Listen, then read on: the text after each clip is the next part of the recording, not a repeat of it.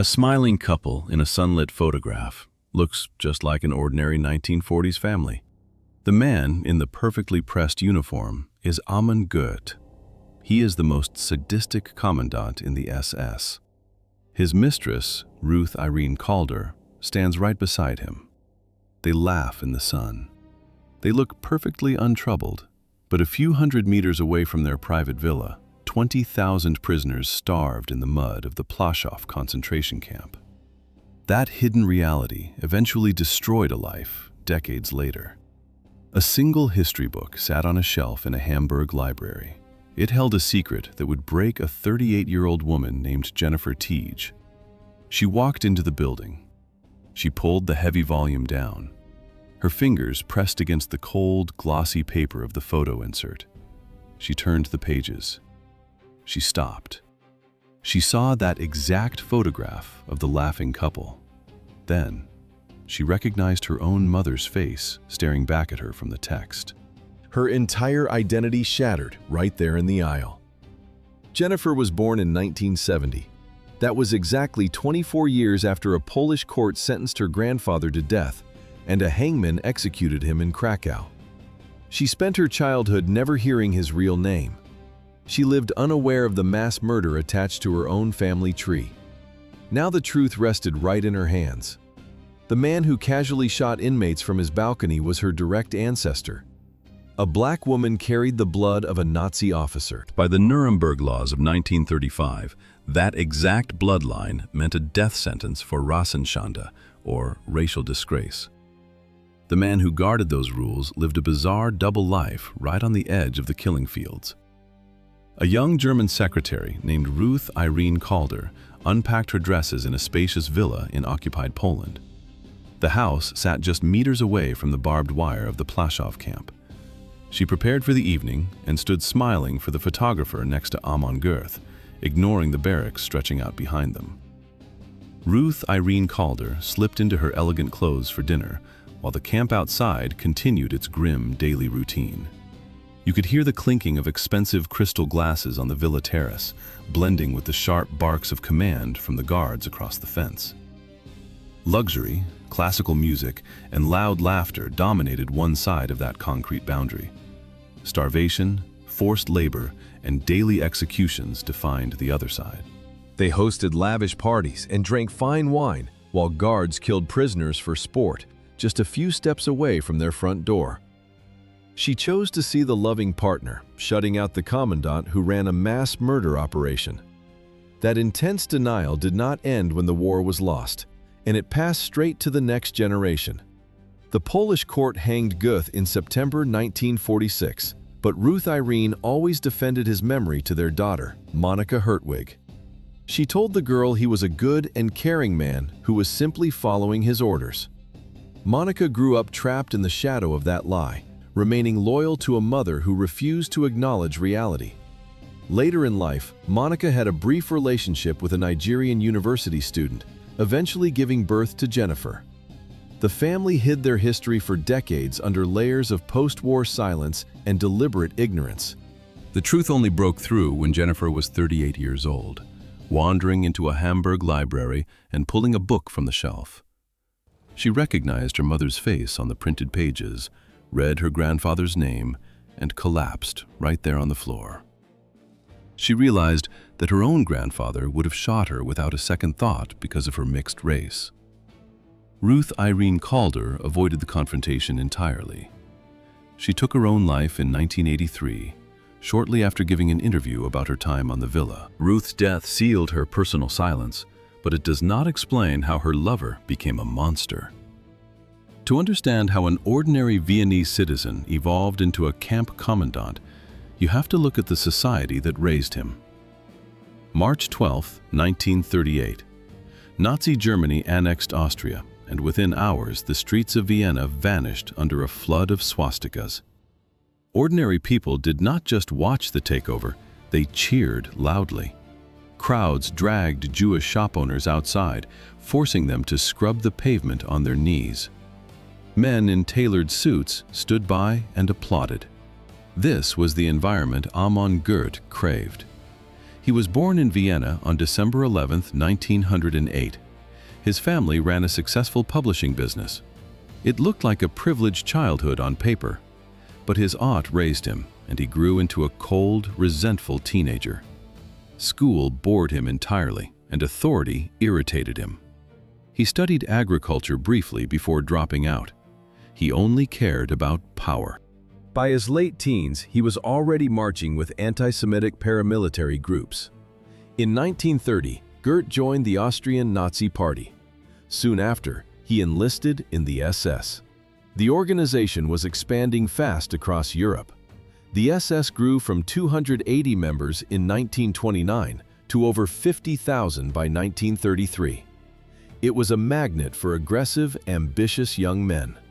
It handed them ranks, uniforms, and permission to follow their worst impulses. The party faced a ban in Austria in 1933. Göth simply moved to Munich to work underground.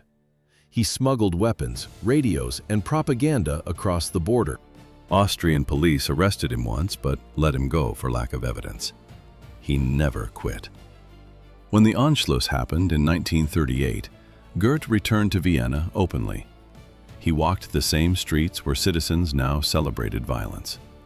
He married his second wife, Anna Geiger, that same year. He came back to his hometown, an officer in an organization built entirely on mass murder. March 13, 1943. This was the day the Krakow ghetto ceased to exist.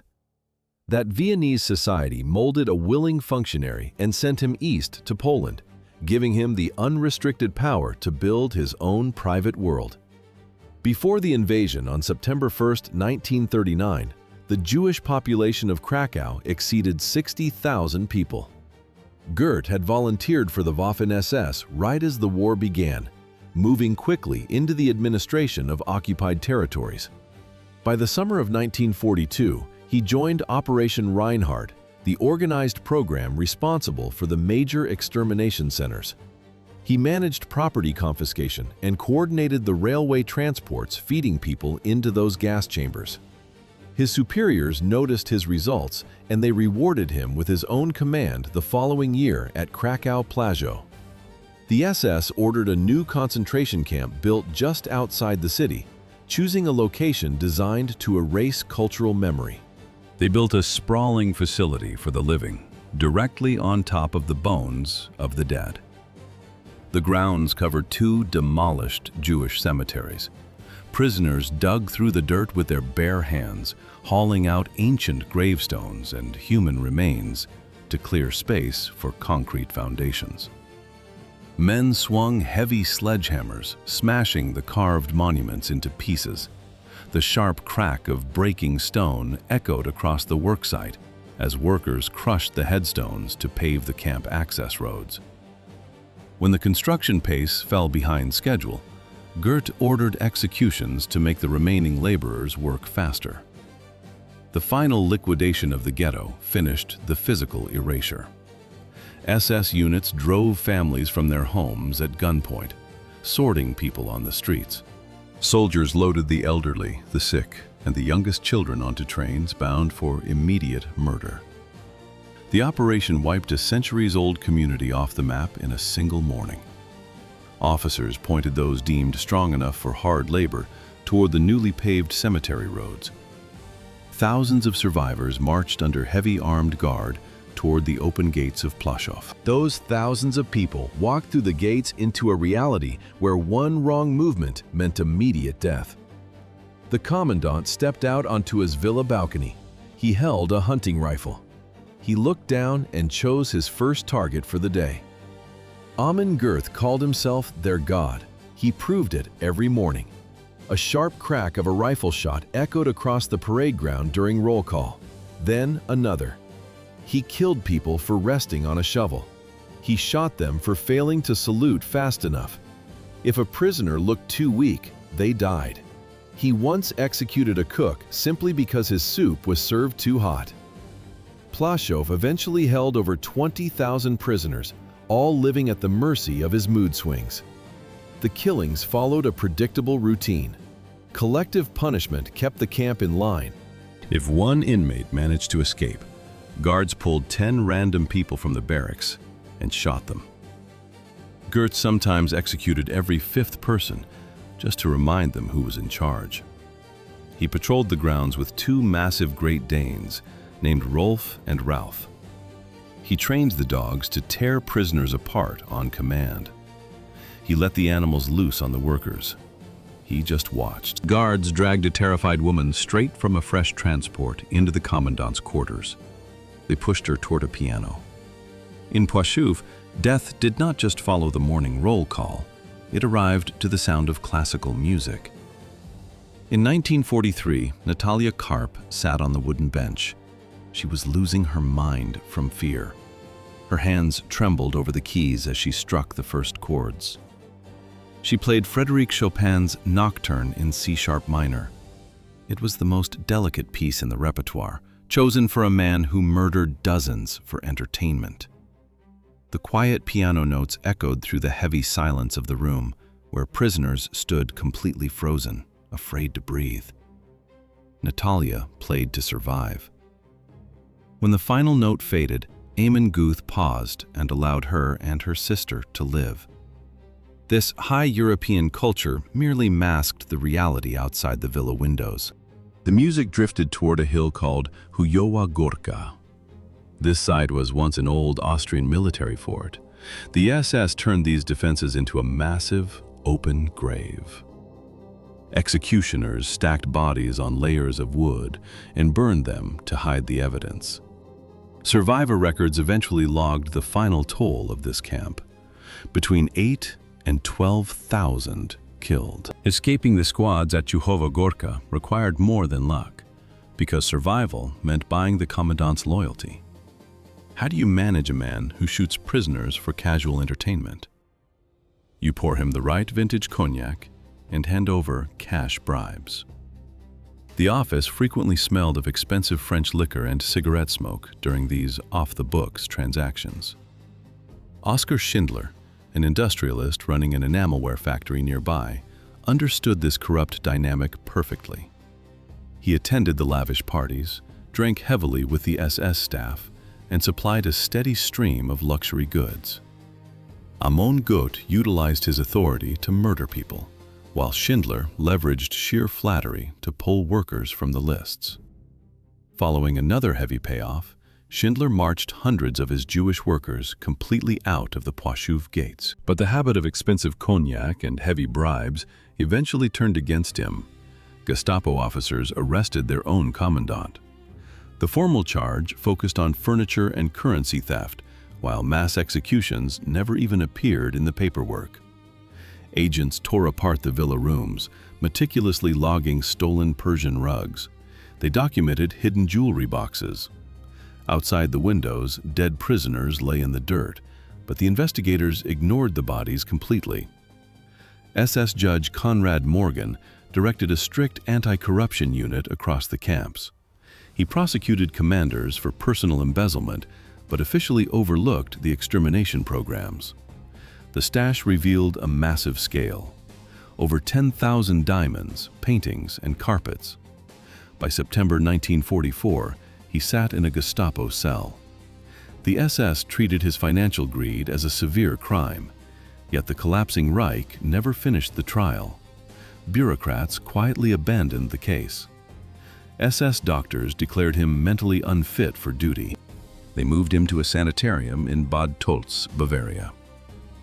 American troops captured the medical facility in May 1945. Göth tried to blend in with the retreating forces.